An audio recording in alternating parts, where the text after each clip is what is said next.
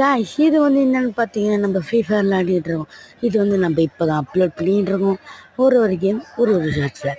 இது சும்மா ஒரு ஷார்ட்ஸ்.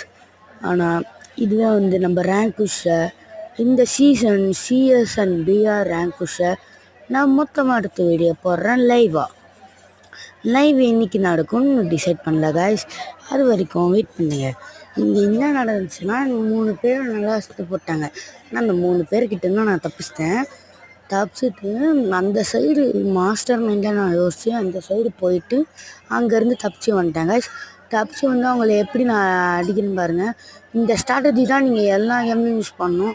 இந்த ஸ்ட்ராட்டஜி ஒழுங்காக யூஸ் பண்ண கற்றுக்கிட்டாலே ஈஸியாக முடிஞ்சிடலாம் காய்ஸ் எல்லாத்தையும்.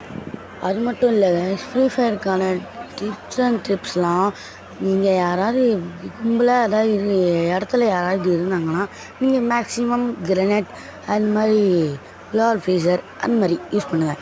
முதல்ல க்ளோர் உடைக்கிற மாதிரி எதாவது யூஸ் பண்ணுங்கள். இந்த சிஎஸ் ரேங்க்கில் நான் அந்த கிரனேட் எடுக்கலை, அதனால் வந்து எதுவும் பண்ண முடியல கைஸ். ஆனால் நீங்கள் கன்ஃபார்ம் ஃபஸ்ட் ரவுண்ட் எடுக்க முடியலன்னா அட்லீஸ்ட் செகண்ட் ரவுண்டாவது எடுத்து வைங்க.